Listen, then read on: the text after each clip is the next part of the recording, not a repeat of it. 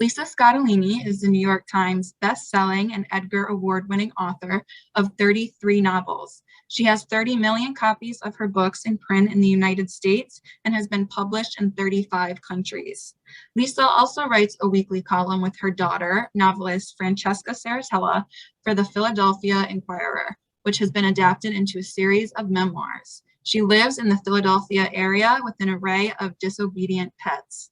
RJ Julia, Wesley and RJ Julia, and Bookhampton are so grateful to have Lisa here with us tonight, and I'm going to let her get started. Thank you so much, Victoria and Kathy. Thank you, RJ Julia. Thank you, everybody, for being here. I am so excited and happy. And what I'm going to do is basically talk a little about like what gave rise to the book, the kind of stuff you can't read in it. I'm not going to read to you. I'm not going to bore you. You can read. But before I begin, I just want to say a big pitch of thank you to you. And also thank you to RJ Julia. I just want to say that I love independent bookstores. And I think it's important as a person who loves democracy that we have bookstores in our communities. And I will just say to you that the only way they will exist is if we support them. I make sure I buy in independent bookstores. I know not everybody can, but I hope you get the book tonight, and I hope you get it from RJ Julia, Bookhampton, or RJ Julia and Wesleyan. These are the people who put on this event. They undergo the cost for it, and I'm thrilled to do it. So I want you to have that in mind. I'm going to give you a little guilt up front, but I'm joking, but I'm really grateful to them for doing this. I know it's not cheap, and this is one of the best independent bookstores in the whole country. So RJ Julia, thank you. RJ Julia Wesleyan, Bookhampton, and all of you for being here. Let's spread the love and keep democracy alive. See, you didn't know it was going to get like, vote for me, did you? I didn't either, but it's important. Well, what I want to do is tell you the stuff that gave rise to the book, and I might hit on some of the things that you're interested in, and I'll probably talk for about half an hour. If we're all lucky, then I will finally shut up. You'll know instantly why I'm divorced twice. Why? Because she never shuts up. And also she lives alone. Maybe she's a little lonely. Maybe she just loves Zoom way too much. But after about half an hour, we'll open it up to questions. So feel free to ask away and I'll answer anything, and I got nothing else to do, so here I am. And I guess I also wanted to speak to all of you who have read me before, but also people who haven't read me before. I have this impression, and I guess it's because the last book I wrote, Eternal, was historical fiction. It was the first time I had written that. And then I found all these people, which was great, who were new readers who said, I never read you before because I don't read thrillers or whatever that is you write. And I'm always like, I get it, because honestly, I'm not a big fan of copying to a genre anyway. I mean, it's the tiredest old trope ever that you can't tell a book by its cover. And I believe that. In fact, this is just me speaking to you, and I'm very honest. I proved it to myself when I wrote Eternal. And I won't go into Eternal because we've discussed that before, and you can see all about it on my website. But I had never written historical fiction, and I really wanted to do it. And I was like for 40 years wanted to do it. And then I finally said, you should just do this because it's driving you crazy that you're not doing it. But then I felt intimidated by it because I'd never done it before, and I thought it was a big different thing. And then when I did it, and then I came back to what happened to the Bennetts, which I'll show you because it's so beautiful. Sorry, just so in love with this book, that I taught myself something sort of interesting, which you may be interested in, since I know you're serious readers, because that's the kind of crowd that RJ Julia cultivates and nurtures, and who nurtures them back. And the truth is that what I learned, something bad happened to my light bulb, that this distinction of genre between historical fiction and what happened to the Bennetts, which I guess we'll call a domestic thriller. I think it's a novel, but it's a novel that moves fast. And as soon as that happens, people call it a thriller. They can call whatever they want. You have the horse's mouth here and I will talk. Anyway, that was me neighing. I have horses, you would never know. But what I taught myself is that this distinction between historical fiction and thrillers is a distinction without a real difference. It's superficial. It's actually, if I may tell you, it's the difference between form and substance. The form is historical fiction. The form is thriller. But underneath, these books are thematically the same. You can see the through line. The thing that interests me, the thing that has interested me for 35 years, in addition to carbohydrates, but I'm talking about when I write, it's justice, family, and love. That's what I'm interested in. That's my themes. You know, like Hemingway had hunting and fishing. Here, I'm comparing myself to Hemingway. I can't even swim, but that's an aside. I love these themes, and they're endlessly rich, and they're also endlessly subject to time and place in an interesting way, which I'll get into a little bit. So what I'm trying to say to you is, if you come to me and you've only read Eternal, and here you are at IJ Julia, let's see what this crazy lady, what she's like. I'm telling you that you'll probably really love what happened to the Bennetts, because, and vice versa. In fact, so many of the online reviews, which I'm just telling you, I read you every day. I'm on Goodreads, I'm on wherever my reviews are posted, I read them. It's the first thing I do, because I care about what you think. And especially with Eternal, a lot of them said, I never read her before, but this is really good. Maybe she can do this. I'm like, maybe I can. Who knew? And the people who are reading what happened to the Bennetts are saying, gee, I didn't know I'd like a thriller, but I like this. So what I'm trying to say to you is, that's the magic of books. That's why we love books. I love books. You're in my, I'll tell you about the room real quick. This is a room in my house. I hadn't used this room for 20 years because there was a pool table right where I'm sitting until about 3 weeks ago, left over from my second ex, which was thing 2, as opposed to thing 1. Thing 1 was my favorite of my ex-husbands, which, believe me, the bar is really low. But anyway, this is where the pool table was. And I was like, for 20 years looking at this pool table going, I should just get rid of this thing. But it's harder to get rid of than you think with the pool table. Bottom line, I sold it for $400. And then all of a sudden, in this empty space, I said, Lisa, you should just put a desk here, because I have a lot of spare desks. And it's no fun to sit in the same room in your house. So here's my desk. And those books are just research books. They're not even fiction. I've fiction in a different room, in the family room. I've nonfiction in the dining room. I love books. And so I'm guessing you do too. And so that why it was interesting to me. And I thought, well, gee, you really can teach an old dog new tricks, because I really learned that you can move easily between these genres with these superficial distinctions. And then we come to what happened to the Bennetts. Well, what's it about? What it's about is a family set in modern times, as opposed to Eternal, which was set in 1930s Rome. It's set in modern day times in a place called Chester County, Pennsylvania. Guess who lives there? Me! And here's a family, but it doesn't really matter, except for one point, which I'll get to. Here, when the novel begins, and there's lots of twists and turns, but what I'm never going to spoil it for you, because I worked too hard on these twists. But I will tell you the premise, because it's in the first couple pages. Family driving home from a kid's field hockey game. I played field hockey, left wing. Badly, but I played. They're driving home and someone's tailgating them. And the dad's driving, and that's kind of bothering him a little bit. But the next thing you know that happens is they are carjacked, because they're driving a new Mercedes, and it's awful. And the carjacking goes horribly, horribly wrong. Tragedy ensues. And by the very next morning after this awful Friday night, the Bennetts family finds themselves going to witness protection, into federal witness protection program. Now, that's the idea of the plot. When you might be asking, where'd you get that idea? And I'll tell you. I mean, since I asked on your behalf. I was driving on the very street that I describe in the book. Because like lots of suburbs where I live, now I happen to live on a farm, but it's part of this territory is rural, part of it is developments, part of it is single family homes. And there's one stretch that goes through a wooded area. And I like that stretch because it's very pretty and you can hear birds. So I imagined myself doing that. And I thought, okay, because every time I drive it, it's always dark and there's no street lights and there's a single lane. And the idea came because a tailgater came up. And I will tell you that I hate tailgaters, like really hate tailgaters, because it pisses me off. That's a little rude. And this is Connecticut, so I'll try to keep it classy. But, I just don't like it. I don't like, maybe because I'm, at my age, I don't want to feel rushed, man. You're not the boss of me. Now, I'm not one of these. And I thought a little bit about this when I was like, that would be a book. If this tailgater was carjacking me, in a way, and to segue into this character a little bit, it's a family, the dad's driving. A little bit he's based on my own dad. Because when we writers are supposed to write something, we're supposed to show you and not tell you. So I thought this is interesting because everybody in the family will have a different reaction to the tailgater, right? It bugs him, but he can't move over because there's no other place to go. That was my problem that night. And also, he wants to enjoy the ride. He's a little like little Lisa. He doesn't want to be told what to do.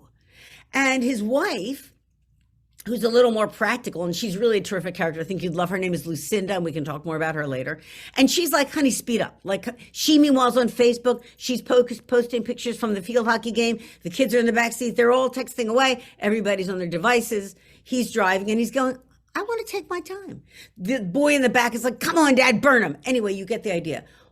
We start to know a little about Jason Bennett because he tells us, I don't want to go. In fact, I'm a scenic route kind of guy.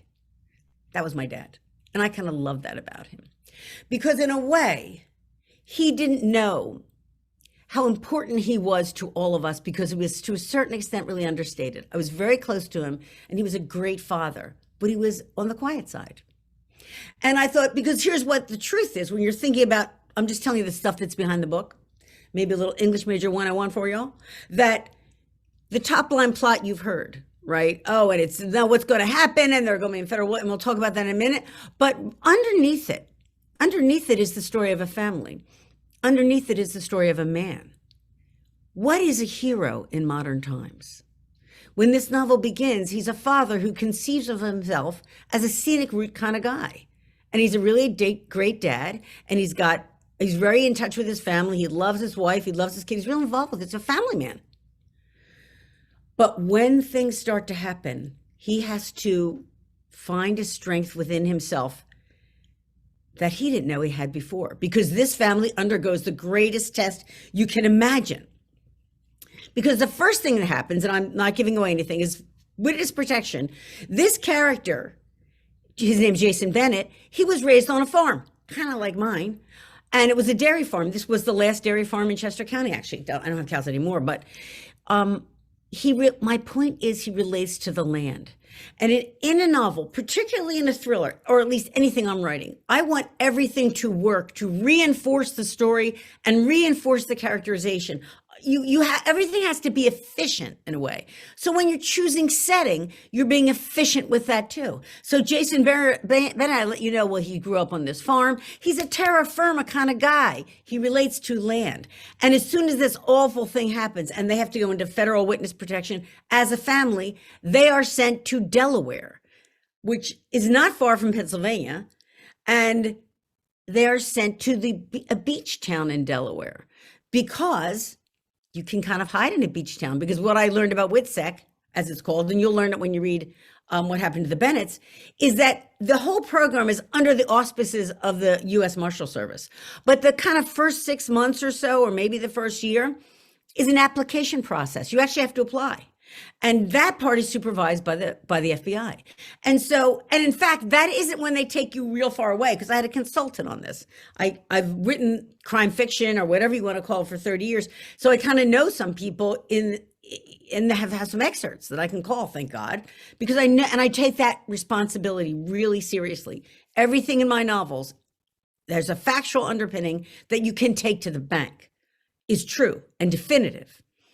In fact, I was very surprised when I said to my consultant, okay, so if this family lives in Chester County and this horrible thing happens and you want to put them into federal witness protection, you would take him to like Alaska, right? And he's like, no, I'd take him to Delaware. And I'm like, well, Delaware is like 10 minutes from where I live. And he's like, well, that's not how it works. And I was like, good, tell me how it works so I can get it right so people can learn a little about how this works. But here's the beach town of Delaware, where it's kind of like a ghost town off season.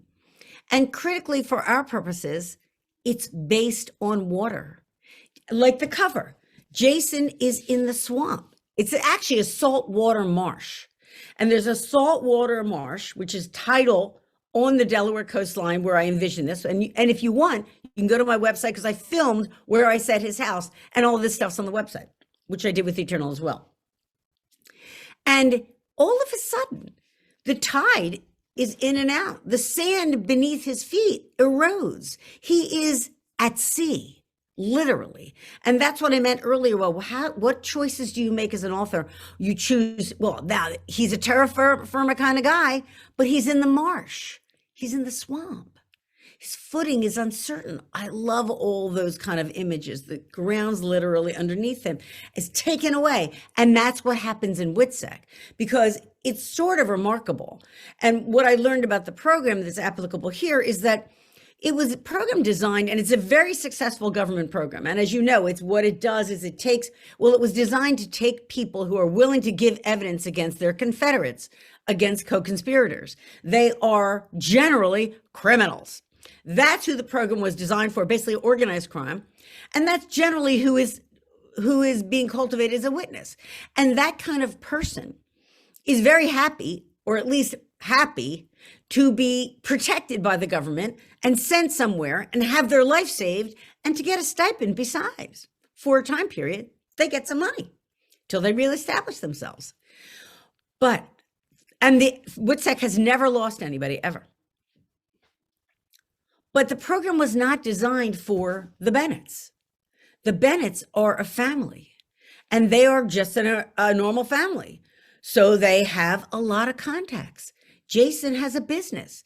He's an elite court reporter. He runs a court reporting business. All of a sudden with Witzek, he's gone the next day. His wife has her own business too. She's a photographer. She does portrait photography. Lucinda, the next day, she doesn't go in. She has appointments, they don't get calls.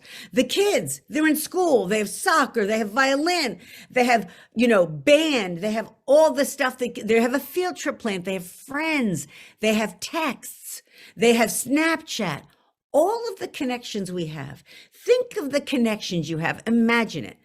I do live alone, but I have great girlfriends, I have friends, and we see each other. I take yoga with my girlfriends. I go for walks with them. When I'm going to go on vacation, if I'm going to disappear, I don't just disappear. I live on a farm. I have a dog sitter. I have a cat sitter. I have a chicken sitter. I have a horse sitter. You can't just walk away from a place like this. Animals have to be taken care of. And I have lists like you do. Even if you don't have a farm, we go, here, if there's a fire, call this. If there's this, call this. We contact people. Are you there? Did you land? My best friend's flying tonight. She's going to text me when she lands, just because I want to know she's safe. We check on each other. When you're in Witzek, you can't do any of that. And when I said to my consultant, really? You can't even tell, because in this book, although Jason's parents are no longer alive, Lucinda's mom is. And she's in assisted living. In fact, in memory care. And the only person she remembers is Lucinda. And if you have been touched by that, my heart goes out to you. I know what that's like too. And so Lucinda is heartbroken. She can't even tell her mom, I'm okay. Everybody, don't worry about me. I'm okay. Take it now from the flip side. Think of all the people who would miss you. Think of the fact that all of a sudden you vanish from your apartment, your house. What? The neighbors are like, wait, they walked their dog. Where's the dog? Where's the recycling? Their mail's piling up. What's going on here? What happened to the Bennetts? People start to talk. And that's what happens in this book. Now, when you're in Witzek, you're not allowed to post, and I'm not going to give anything away. But what we find happening in the book, and they don't post, they keep the rules. But all of their friends react.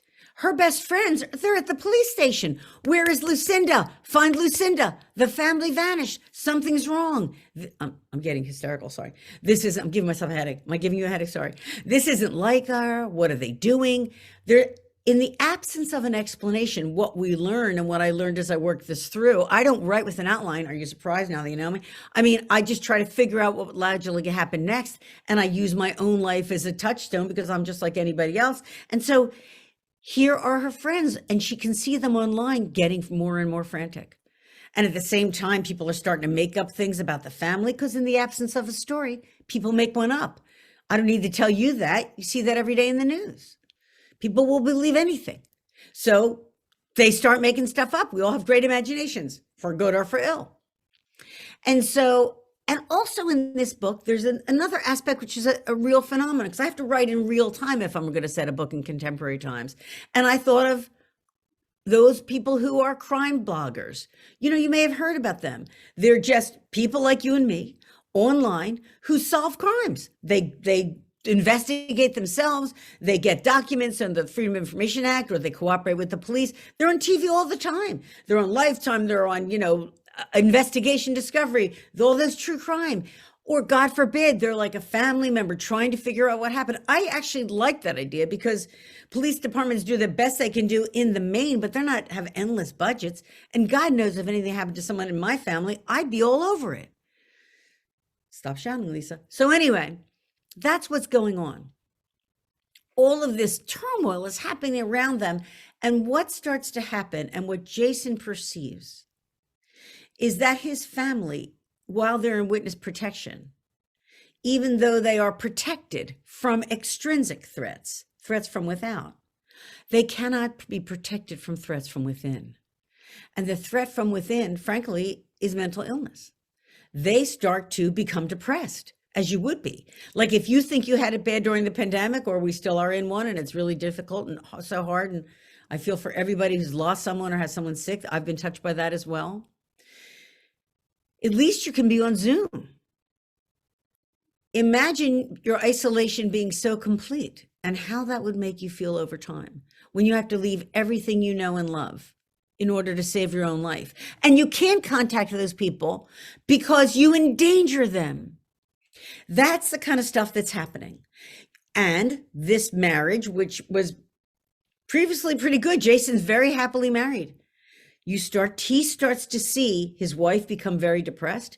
And there's this backdrop of kind of, because they're in a beach town at off season, which feels a little like a ghost town. And when I went down there, and again, you can see this in terms of on the website, it's kind of interesting vis-a-vis setting, because you have to use the specifics that the setting gives you.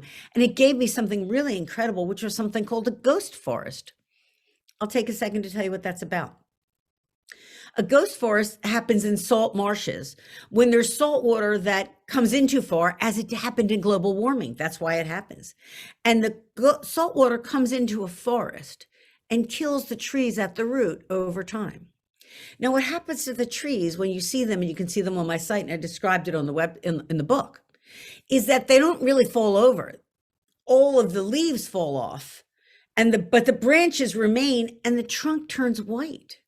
So when you see a ghost forest at night, as I did, it's spooky. It looks like white bones coming out of the water. And that happens. And it really was atmospheric, I think, for a book in which you see, here they are in the dark. Here they're apart from everybody. They're in a ghost town. There's a ghost forest. They have a ghost in their family, and they're kind of imploding. And you know that a crisis can either make a marriage or break it, and it starts to break it. And all of this, why does all of this matter? Because it operates on Jason, the scenic route guy who starts to understand he might have to do something. My last point is this. I really wanted to write a book. Now, I used to be a lawyer, and I used to be an adjunct law professor, and I loved those things because I love issues of justice. That's why I write about them now. And they're dramatic, and they're true, and they're so important to us all, like democracy, like I talked about before. These things go hand in hand. Justice and peace and love are all of a piece, frankly. And when you think about the purpose of law, which is what any good lawyer is going to think about at some point, especially in these days, the purpose of law is to give order. And when we see, I'm very aware, I have to be, it's my job to be, of where am I, in what is the climate in which I am writing? How are we feeling about justice these days? And as a person who's written almost 35 novels in a span of 35 years, since I graduated law school and was a lawyer, I can tell you that there's very different views. Way back when, law led to justice, and the good guys, we kind of knew who they were. But as I've gotten older and we have all changed, we have seen that law doesn't always lead to justice. We have seen that law can change, and the administration of justice can change depending on race, socioeconomic values, geography, politics. All of these things make everything more complex than it used to be. Law can actually thwart justice. And I venture to say, whether you're a Republican or Democrat, don't freak out, calm down, everybody. But the truth is that I bet neither party is very, very happy with the institutions right now. 20 years ago, you probably could not name a Supreme Court justice. Now you have opinions about them. And the opinion of the court has gone down. The opinion of the FBI has suffered. the opinion of the court system, the criminal justice system, policing. We have a lot more views than we ever did before, and we're all saying it. Now, here comes little Lisa, and I'm going to write something that's credible. And I thought that really dovetails with our friend Jason Bennett. Because what happened to the Bennetts? I really love that title, but I'll stop. What happened to the Bennetts is that these institutions fail them in the way that to a certain extent they have failed us. And I said, what's the good part of that? Well, I think as someone who loves law and loves justice and believes in both, just like you, that you start to understand that justice can be, and you can enact justice. The horrible times that we've been through, pandemic, legally, politically, all this stuff that's going on, there are more and more people in the streets than there ever were before, demonstrating, expressing their views, joining, donating. We are more active than we ever were in our political system. And even though it's stressful and it's full of agita, which is not a literary term, it's Italian, I'll just fill you in, you got it. It has meant that we have come to understand that we have the power to change things. En masse, we do. Law isn't God made, frankly. It's made by men. And how hopefully some women, and we get to influence it, and we need to influence it. But in the meantime, until we get it the way we all want it in this very messy democracy of ours, in this country that we all love it. We're so lucky to live here. I swear to God, every day I wake up grateful for my life and grateful that I was born here. Because look what these poor people in Ukraine are fighting for, the most simple things. They can't even hold up a sign that's blank. Jason understands these things. I wanted to examine a little bit, I didn't want a lawyer. I didn't want a judge, because my experience is that there are a lot of people who are, I would say, law adjacent, are involved in the administration of the justice system that are not lawyers, that know just as much as lawyers, if not more. Court reporters are one such person. Legal secretaries another. Court bailiffs, anybody who spends any time in a courtroom. Law clerks. I was a law clerk for a federal judge and a state appellate judge. Everybody knows who's in this, that all of these people all have a role to play, and it's a very important role. And I wanted to highlight it because Jason is a scenic route kind of guy, doesn't view himself as Mr. Take Charge, but believes in the law, believes in truth, just in terms of the layers of this novel. And I hope there are plenty. I intend that to be so. I think the reviews are wonderful. In fact, I should just say that it just got picked to be People Magazine Book of the Week next week, which is great. And the reviews are great. And I think people are seeing these layers because Jason is a person who cares very much about the truth. He takes an oath as a court reporter. What is his oath? I've taken depositions and I've defended depositions. The court reporter, and I know a lot of them, I had him help me with this book. The court reporter knows who's lying in the room. He knows whether the lawyer is putting on a show. He knows whether the witness is lying. The one person who really is watching out for the truth in one of these proceedings is the court reporter. In the end, he swears an oath.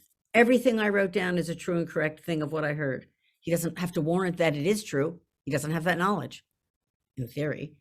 But I love that notion of a man who perceives himself, may not know his importance to his family, may underestimate his power in this world. And I'll wind up by saying, we're very interested. I love popular culture. I am going to the movies in a mask, but I go. And I saw Spider-Man, and I love all that stuff. I just love our culture. I read like a ton, and I see movies, and I watch Netflix, and as I said, I'm lonely. I love spare time. What can I tell you? And I go, why? I watch it as an author, and I go, why are superhero movies why do they make so much money? Why did everybody go to them? I look around the audience. You got middle-aged women like me. You got kids. You got 12-year-olds. You got girls. You got boys. You got comic book freaks. You got everything. And I think it's because we are very interested. A superhero lets us explore what are the limits and the extent of our power. And I love that because even in Eternal, that is a question that ordinary people have too. That can boil down to, can I do it? That can be little Lisa in her house, having written 33 thrillers going, can I write historical fiction? Can I do it? I don't feel like I have superpowers. Do I? And then by the time I was finished, I said, girl, you used all your superpowers in that book. You left nothing. You left it all on the field. And I did that for Bennetts too. And I think we feel that way in our life. Look at what we've been through, and then I'll end. We have been through the hardest time. And I learned this in Eternal too, that when you're entering a period that's historically significant, you don't know it. You're just living your life day to day. We entered this pandemic last March. And right, I was like, this will last 2 weeks. I said to my daughter, Francesca, please come home. I feel better. You never know. This could be 3 weeks or so. 6 months later, right? She was here. We were getting our groceries delivered, which I've never done before or since. I was spraying Fantastic on cereal boxes so I didn't catch a plague. We all lived through that, and we all went forward, and we all found superpowers that we didn't know we had because we had to survive. And that's what we do. And I love the strength in an ordinary person. And whether it's a woman or a man, that's why I write about it. I ended it in Eternal when Maria, who's a character, and you don't need to have read the book, but you know, at the end, she's been through World War II. She says to herself, she looks at a table at a wedding feast and she's missing people because she lost them in the war. And I think if you have lost people in your life, you know this feeling too. At any holiday, not everybody's there. You know who's missing. You feel who's missing. But she says to herself, this is what it's like when you're me and you need to cook a meal and you go to the refrigerator and you open the door. You have an idea of what meal you want to make, but you don't have all the ingredients. You don't have everything you wish you had. But the question you ask yourself, and everybody who cooks knows this, the question you ask yourself is, what can I make with what I have? And I thought to myself, that is essentially the question of survival. That question is, how do I survive? How do I persevere through hardship? How will I get through this? How will I get my family through this? How will I go from scenic guy to a guy who actually who you know, he ain't Spider-Man, but wow, he really changes and grows. And I'm not going to tell you more than that. I think it's I'm very proud of the book. I think it's really wonderful. I think it will take you all that good stuff that make you feel riveted and page turning and can't put it down. But I think it's also a journey of the heart too. And that's really important to me when I write. And that's what I'm hoping to give to you every time. So that's my little speech. Kind of rambly, sorry. Thank you so much for being here. We'll open it up to questions. You can ask me anything. I do hope you'll get the book because I know you'll love it. And I do hope you'll get it tonight from RJ Julia because they deserve your love. Victoria, take it away, Victoria. Yes. So if anyone does want to buy the book, we highly recommend it. And there are links in the chat so you can easily click on those and purchase it.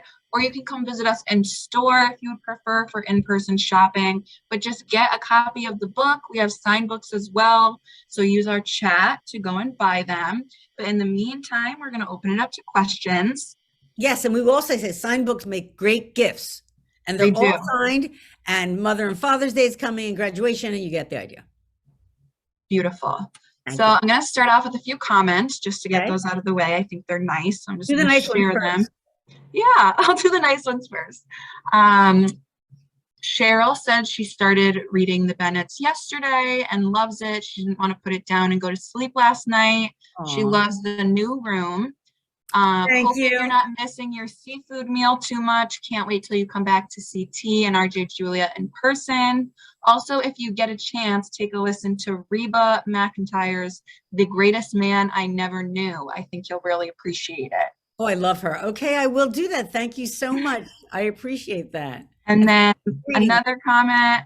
I don't have a question, but the book sounds so good. I'm a court TV fanatic and have always been fascinated by the court reporting as a profession. Can't wait to read it.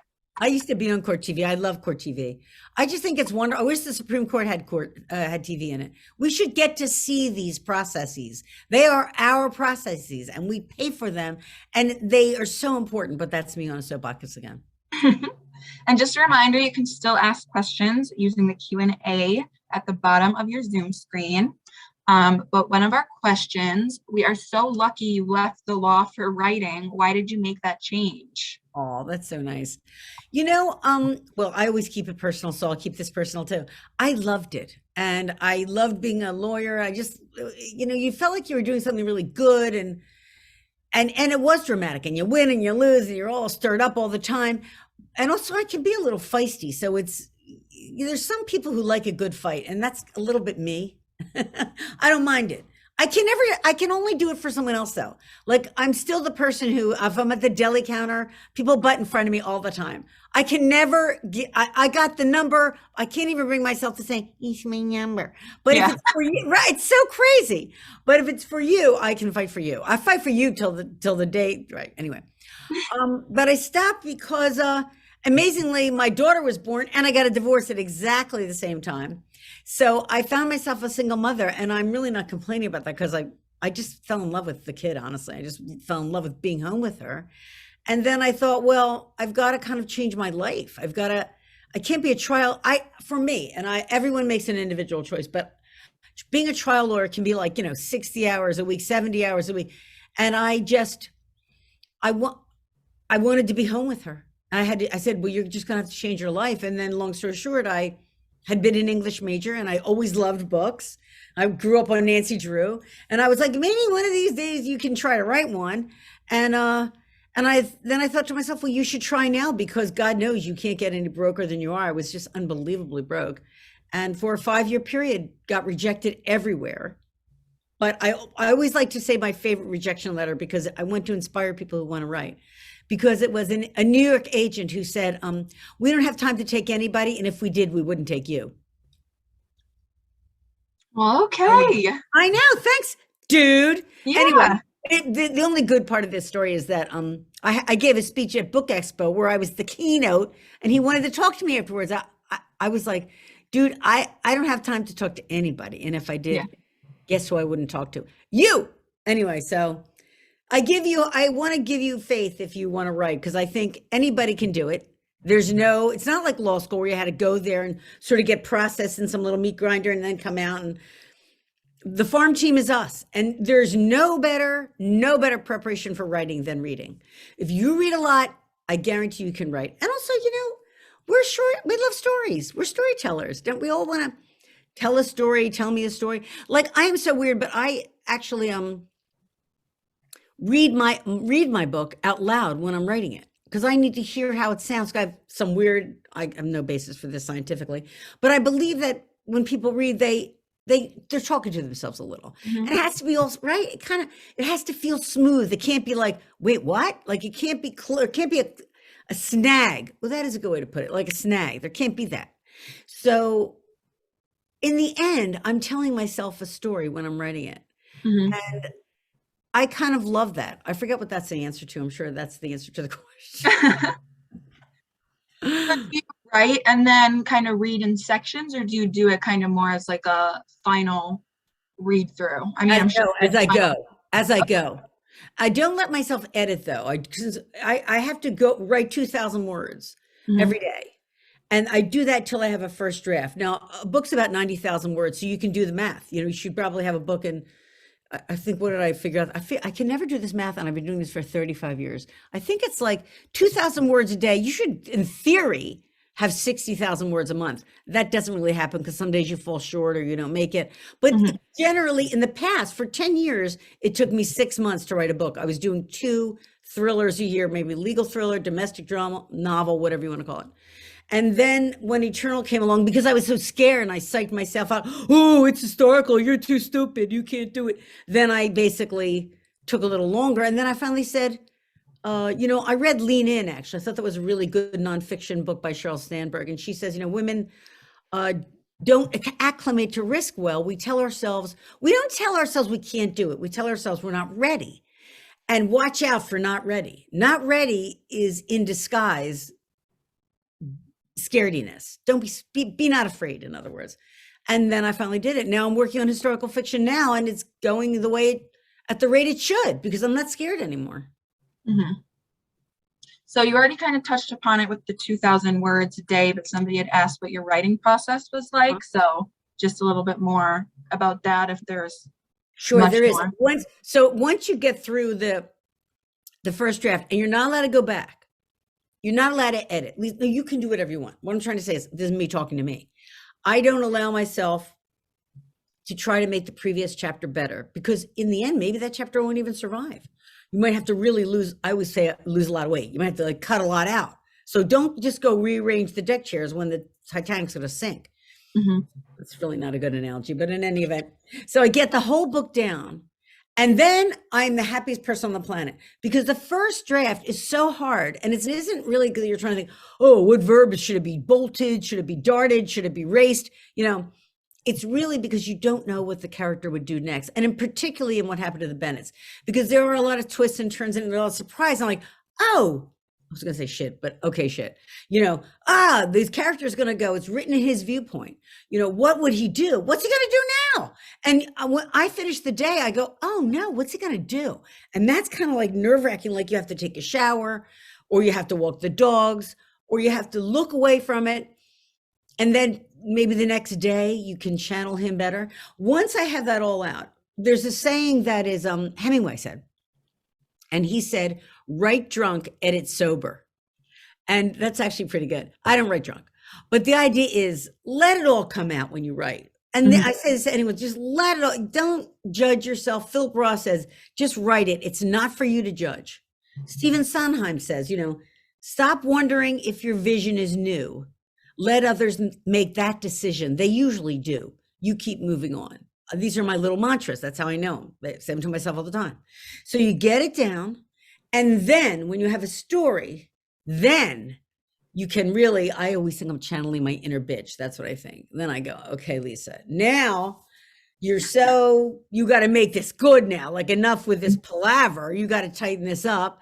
And you basically look at every sentence and go, justify yourself. I mean, I actually think that. Why is this here? Especially nowadays, because God bless people, especially serious readers, you know, and audiobook listeners too. I'm a huge audiobook fan. The audiobook of this is sensational. I'm sure we can get it from independent bookstores too. It's read by Eduardo Ballerini, who's amazing. You want to, a lot of times people are listening all of a piece. I've done that. I've listened for 3 hours. If I'm doing needlepoint, I'm taking the night off. This is my needlepoint pillow, see? I did them. I have like 20. Very nice. I did like 1 million of them during the pandemic. It's crazy. I just have to show. All right, I won't calm down.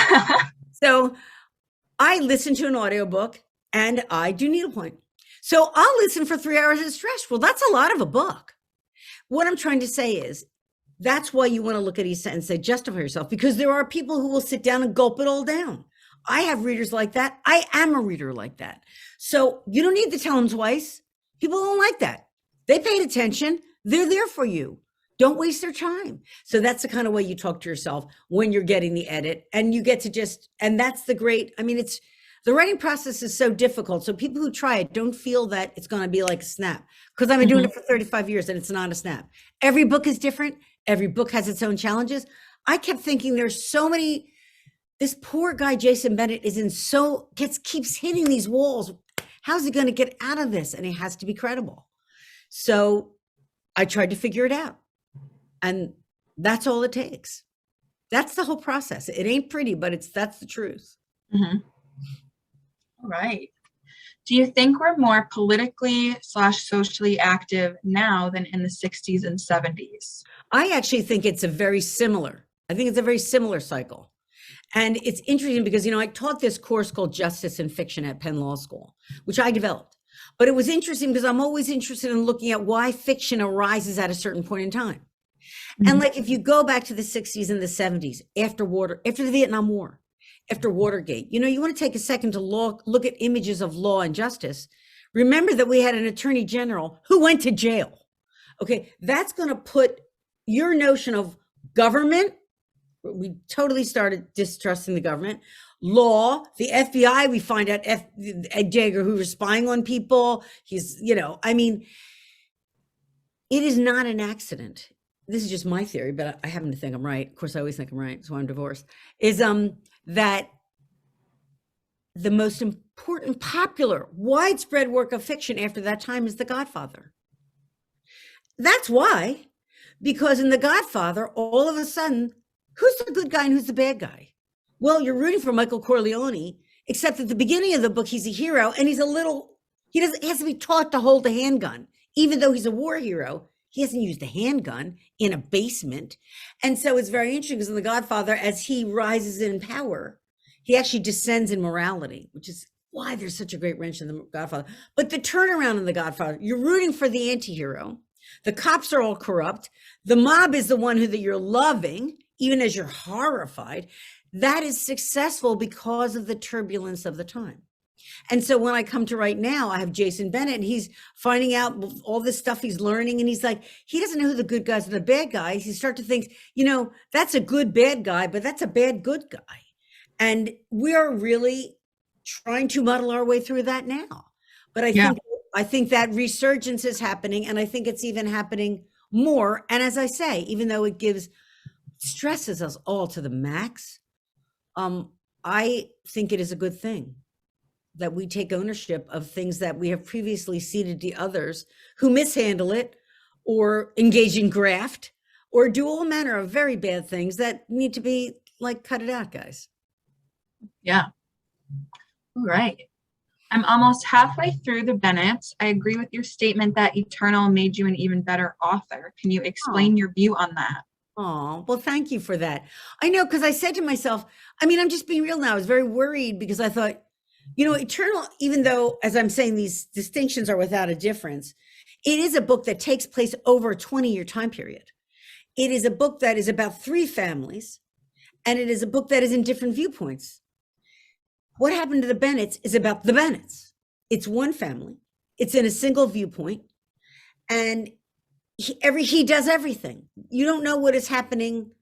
I happen to like both kinds of things because What Happened to the Bennetts, I keep looking at it, I don't know why I want to hold it, is like life. Like what happens to him is you're getting carjacked and you're getting tailgated and you're getting carjacked, and then your life turns upside down and you have to see what happened next. And God knows we have all been thrown for loops. And how you deal with it, you can't know what's happening. I'm here in my house by myself. If there's a bad guy breaking in, I have all the dogs locked in another room so they don't bark. Try to be professional, right? If somebody's breaking in, I don't know it. I'm blissfully ignorant until we hang up. But you can tell that story lots of ways. The most suspenseful way to tell the story is to show the guy breaking in while I'm talking. Then you're going to be real worried about me. But what I had to do this, and why I think I was nervous, because I thought, first, can I go back? Can you flow between that kind of story in Eternal and this kind of story? But the answer is yes, you can. And I think to a certain extent what Eternal taught me, especially because it was based on history, and that was interesting, was allow these characters' history, allow his history to come through. That it taught me that our history informs us, our personal history, in a way normally I didn't spend a lot of time on it. It's not a very long book, but I told enough that it anchors him a little better for the reader. And I didn't do that before. I hadn't done it before Eternal. And I actually think it was a kind of a good thing to do. I hope you don't think I'm bragging. I'm trying to answer the question because I observed it myself. I said, oh, well, that's different. You learned something. By the same token, I write these humor columns, as you said so kindly. I write them for the Philadelphia Inquirer with my daughter, Francesca Saratella. RJ Julia was so kind because those were collected in memoirs and still are. You carried them. You were among the first stores to carry them. Now, those, I write them every week. You can read them if you don't subscribe or have the books. You can always get the books, but you can read the current ones on my Facebook page. I put it up every Sunday morning at 9:00. Now, the reason I'm saying this is because that's about an 800 word, 700 word exercise. It's tell us one thing, get to the point, and get out of it. And when you do that for about 12 years, as I have, I think even that exercise has helped me get to the point better. I'm not trying to get to the point now, so don't judge by the way I talk. But in the books, I think I do better. I think I write in the long form better because I practice all the time on the short form. Nice. Okay, we actually had a question about the dogs and the animals. So someone said they love the amount of animals and how are you keeping them quiet during this talk? And you answered that without even knowing it was a question.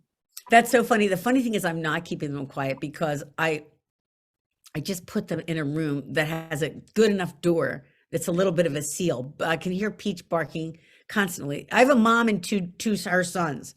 And This dog is like so old and all she does is bark constantly. She's like the watchdog, like, Yeah. so if there's squirrels out there, it's dark here now, like where you guys, squirrels, deer, fox, she's all over the situation. She has no teeth. Like she has one tooth. The guy pulled out her teeth. I would like to leave one. I'm like, why? She looks ridiculous. But they're all in the other room and I can hear Peach barking, but hopefully you cannot. Oh my gosh. Well, I can't hear her. I don't think Oh, anyone good. else can. Oh, good. Good. That one tooth. Oh my goodness. I know, it's so funny and cute. Well, I know that you probably want to show off your book a little bit more, so I want to talk about the cover. I think it's beautiful. I think the like simplicity of it, it's like, I don't know, it just makes me think like mysterious. I don't know, it fits so perfectly. So That's like, so how nice. did you get to choose it? What was your say in what you wanted? Well, I really love my publisher Putnam, and they're super collaborative, which is they make a bunch. I try to think visually, but I could never design a cover. Mhm. The only thing I knew, and they say, "What, you got any ideas?" They're super nice, and I go, and most publishers are, I hope, and I felt that there needed to be water Mhm. because it's so important to Jason because he can't, the reasons I said. So I said, I don't care what you do, but I think there should be some water on. And I think this was just sensational. And I do get a say. They show me some different iterations, some darker, some lighter, some with different kind of houses. Same thing with the title. Can you read it correctly or you see it? Do you see it backwards? Oh, good. I couldn't, this title just came to me and I was like, in a way, look, I'm being real with you again. It's like, that's kind of weird. Like every book is what happened to, like here's Eternal. What's Eternal? What happened to Elizabetta? I mean, like every book is what happened to these people. Mhm. But I was like, I couldn't shake it. It's like, it's like that. I hope I get this title, which by the way, another great thing about the cover, because I have a long ass name. And when you have a long name like that, and then you have a long title, it's not easy to design. By the way, I have this wonderful blurb by Riley Sager, Taught in Tense. I have some wonderful blurbs from Megan Abbott and Robert Dugoni and Ala Fairberg, all who said they liked it.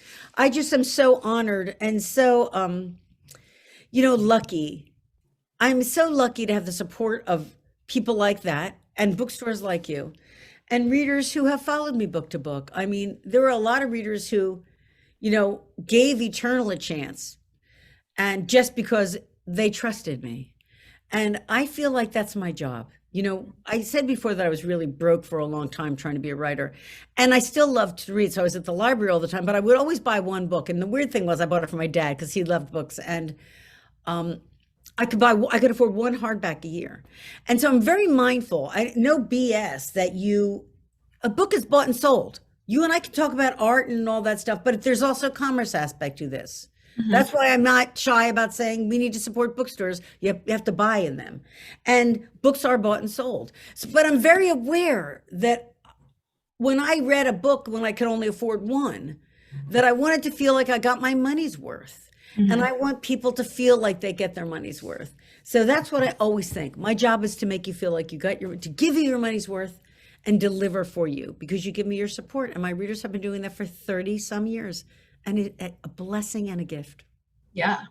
Really. And I really do think that's such a beautiful cover. I don't know why looking at it, it's like, just makes me think like, what did happen to the Bennetts? Like, I need to know now. It's just like, it has such a mysterious feel. I think it fits so perfectly. It's just like, I love it. Victoria, you're so nice. I really appreciate that. Thank you. No problem. Okay, so this question I think is interesting. Does writing energize or exhaust you? I'm a pretty high energy person. I think it energizes me, even if it goes badly, because I still make myself finish. So when you have 2,000 words, I start at 9:00 right here. Mm-hmm. And I have a coffee, Dunkin' Donuts, extra cream, extra sugar, best thing ever. It's magical. And I can sometimes get 2,000 words by 6:00. Sometimes I'll finish at 5. A lot of times I have to eat dinner and then come back to it. But I feel energized because I did it. And also what's good about a word count, and if you're thinking about writing, you can make your word count whatever you want. It can be 500 words, it can be 30 words, especially if you're still working. I was working for a long time before I could quit. What's good about it too is that you know when you can stop. Because and we all work at home now. And so we all sort of, I think many of us do, and if we're lucky enough to. And it's hard when you do that. If you're just sitting around needle pointing, let's just say, you go, well, I should probably go upstairs and work. But you can't do that all the time. That's not good for you.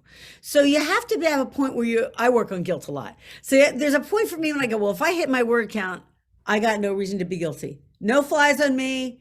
I have a plan. If I just work the plan, you like say, trust the process, it will work. And so I feel very energized, especially when I'm done. I'm like, oh, look at you did it. You're such I dance around the kitchen. It's weird. I love that. Thank you. All right. I know how lucky I am. So we are unfortunately running low on time. So we're going to make this the final question. Okay. RJ Julia's favorite one, and a few people asked it as well. What are you reading right now? You know, unfortunately, right now I'm reading nonfiction about Sicily.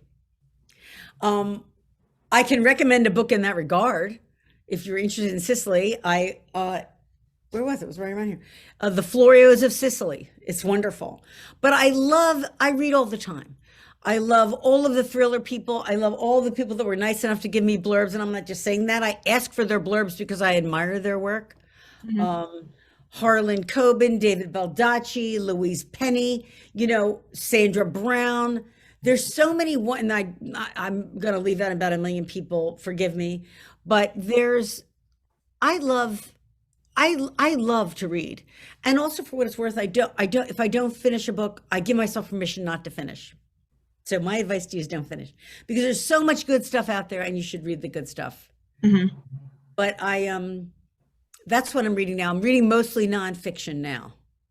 As a Sicilian, I appreciate the Sicily recommendation. I didn't know that. Yes. I didn't know that. Oh, you'll love the next book. The title is Sacred. I will make sure you get one. Yes, I would love that. Oh, I'm loving writing it.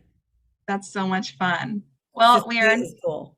We are out of time, but I want to thank you so much, Lisa, for being here. Congratulations on another amazing book, and for People Magazine Book of the Week. That's also amazing. I'm so happy.